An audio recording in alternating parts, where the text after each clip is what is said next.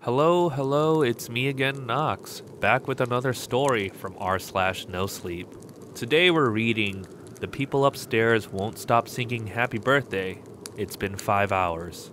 Big shout out to the author, Emma Watson but Dumber, and yes, that's actually their name, and as well as Studio Bumbles, also known as B, for the art.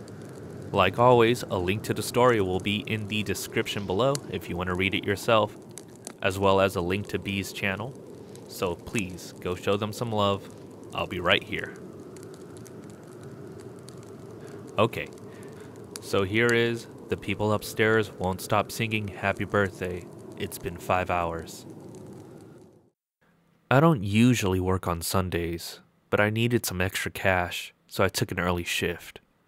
I came home at around 2 p.m. I live in this apartment building. My apartment is on the first floor, along with another one that belongs to this dude who's rarely home. There's Mrs. Rogue's place on the ground floor, and then the second floor has two other flats, one owned by an elderly couple, and the other by this family I don't really see that often, directly above me. Sometimes I hear the kids in the morning moaning about having to get ready for school, and then stomping down the stairs. Sometimes I hear hushed voices and dishes clattering. After 10 p.m., everything usually goes quiet. I got to my door, and as I was searching for my keys in my bag, I could hear voices upstairs. They were hushed and a little tense, stressing the words and mixing them together. I couldn't really make out what they were saying, but they seemed to be talking about something really important. Now, keep in mind that I've never seen these people before. I assumed that they were a family because I kept hearing kids and sounds that I generally attribute to a family home. It's not like I've personally met them. I just assumed. Anyways, as I said, I finally got a hold of my keys and unlocked the door. Yet I didn't immediately step inside after I opened it. I don't know why I let it swing open and remained there, listening for 2 more seconds, but I'm somewhat glad I did. The moment the door was heard, the voices upstairs stopped, completely, as if they were listening to me now. I remained still. We all studied the silence for a while. I heard a singular step on the stairs above. That's when my back went cold, and my muscles tensed up for whatever reason. I got the sudden urge to just go inside and shut the door behind me, which I did. Afterwards, I started putting some groceries in the fridge and doing some errands around the house. Faintly at first, then stronger, I started hearing this birthday song upstairs. I smiled and sighed. They were planning a birthday, man. That's why they're so precautious, so nervous. It sounded like there were around 5, 6 people singing maybe. Happy birthday, dear Jonah. That was cute. When they finished, they started again.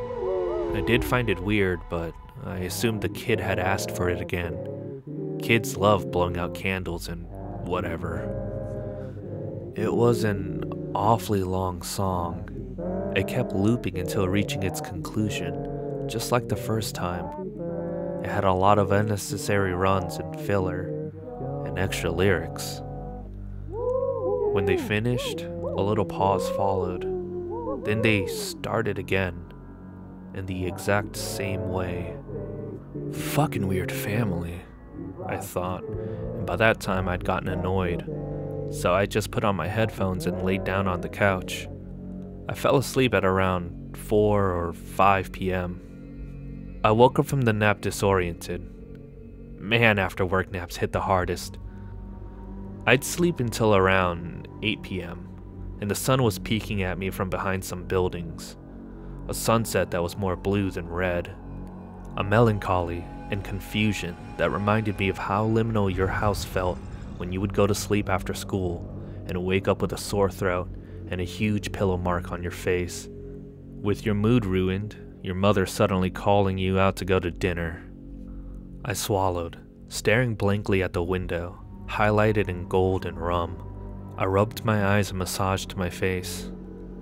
I stood up to get a glass of water, walked barefoot to the kitchen, which was now sunken in that specific 8 p.m. darkness, and stood still and silent, not knowing what I wanted from my life. Then, I finally registered one important detail. The folks upstairs were still singing happy birthday. I listened for a while, unsure of what my reaction should be. I wondered if they had some recording playing on a loop, but that wasn't really the case, as each version sounded different from the previous. They really were weird, or maybe their kid was just eccentric. Maybe they were practicing for some performance? I started thinking as I said. I hadn't personally met these people before, so I had no idea what they did. Maybe they were really practicing. I put my headphones on and went on trying to make some sort of dinner, even though I wasn't really hungry, and my throat still hurt. I ate, watched my show, then took a shower. Their singing had started to piss me off.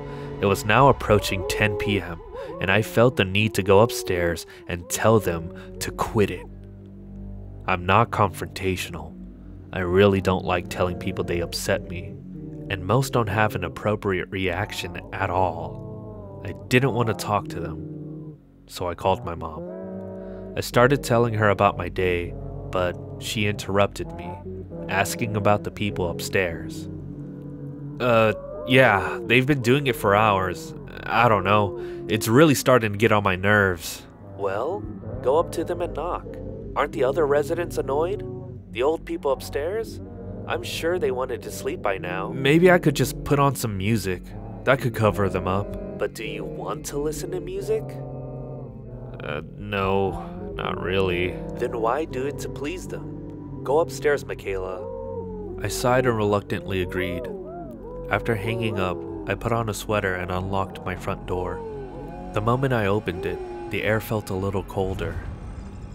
I stared at the dark hallway, illuminated by the ray of light from my front door and another faint light coming from upstairs. I went up the stairs. The second floor was more animated than the first. The door to the family's apartment was slightly open, and I could see light and movement behind. I slowly approached it, then peeked inside. I could see a hallway with balloons and confetti peacefully floating around. A faint smell of candles and sweetness lingered out. I didn't want to disturb too much, so I tried to be discreet while I quietly and almost imperceptibly pushed the door slightly more. The small hallway made way to a dining room. The shadows were dancing on the walls as people clapped around the table and sang. On the table was a cake with pink and purple frosting, sprinkles, and some writing I couldn't really decipher. The song carried on, but was hoarser than I'd remember it. People were smiling, swaying from side to side at the person sitting in front of the cake. The lighting was dim and pleasant, its only source being the candles. The people around were a little tense, but overall, it reminded me of my own birthday as a kid. Some boxes laid scattered on the floor. I tried to take a better look at them, or the kid. The child looked like a young boy with a big birthday hat on. He, I think, could have been 10 or 12, and his face was round and stretched into a big smile. I stared for a while at the teeth. I don't know what prompted me to make that observation, but he had adult teeth, which were rotten and yellow, sticking out of his mouth in abnormal directions. His eyes were wide and red, as if he'd been crying for a while.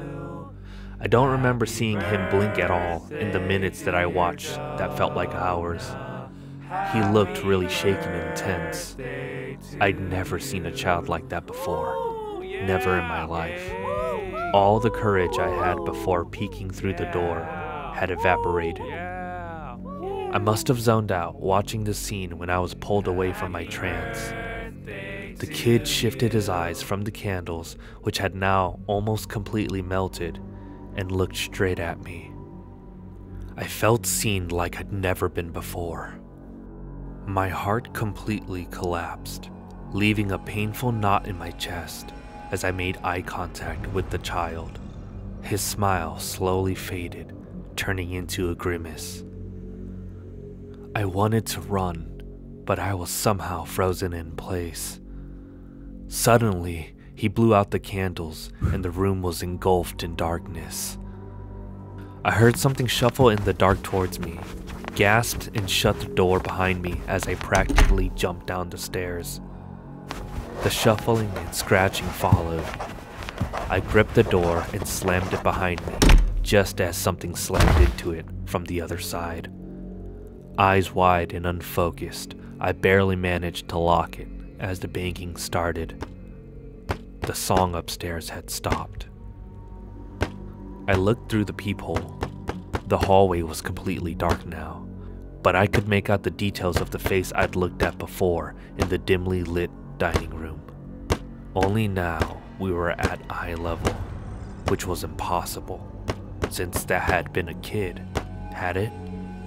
Or had it been just a person?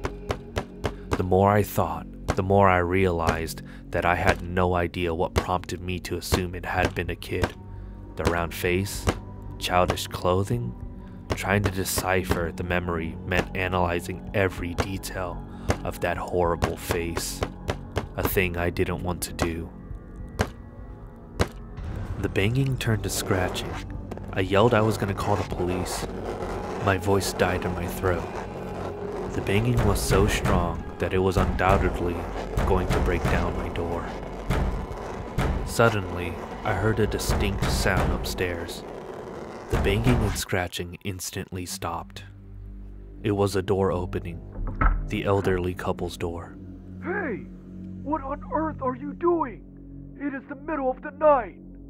I watched through the peephole as the not kid walked away from my door, upstairs. Quit it, before I call the police! It's enough that I have to hear your kid's tantrums every day, lady, but... The voice abruptly stopped. I listened, barely breathing. No scream, no sound, nothing. Faint scratches, then shuffling, then a faint cry that sounded more like forced sobs. I silently dialed up the police and barely managed to whisper what was going on, afraid that I might be heard. As I was detailing the problem, I looked through the peephole once again to be greeted by that face, grimaced, eyes bloodshot and sunken into the head. You're welcome to join next year. That's why we left the door open, came the voice of an adult out of the face of a 12-year-old. I gasped and ducked, as if that would save me. The police came in around half an hour, which was an insanely long amount of time. They went upstairs and sealed off the entirety of the second floor. They refused to give me details. I had to wait for headlines and accept some vague answers from the numerous phone calls I'd given since. Miss, there were never kids living upstairs. 2 of them were grown-ups, but 2 of them were pretending to be kids. They refused to tell me what happened to the elderly couple. They barely mumbled something that included kidnapping, massacre, disembowelment. Some of the victims, which had been many, were hostages, made to play along. The presents were just pieces of flesh, toys made of bones with bows on them. One of them was a teeth necklace. I'm going through a really hard time now, trying to move all my stuff without having to go to that place too often. I can't sell it or rent it out, maybe to some true crime fanatic. I moved in with my parents, but I asked them to add extra locks to their doors and windows and security cameras everywhere. They assumed I was paranoid and suffering from PTSD. I let them believe that. However, I'd watched the security footage of that night, showing the outside of my door. The birthday boy I'd spoken to hadn't gone back upstairs. He just crawled to the window and jumped out. I don't know where he is now. I hope it goes both ways. And that is the end of The People Upstairs Won't Stop Singing Happy Birthday. It's been 5 hours. Again, big shout out to Emma Watson Budummer, the author of this fine piece, and as well as B for the fantastic art. As mentioned earlier, the link to the story as well as B's channel will be in the description below. I also want to take this opportunity to apologize for the lateness of this episode. It would have came out earlier, but I got into a little bit of an accident that prevented me from recording these. I appreciate all of your patience, and if you're new here, please consider subscribing if you enjoy these. I've been Knox, and I will catch you later. Bye now.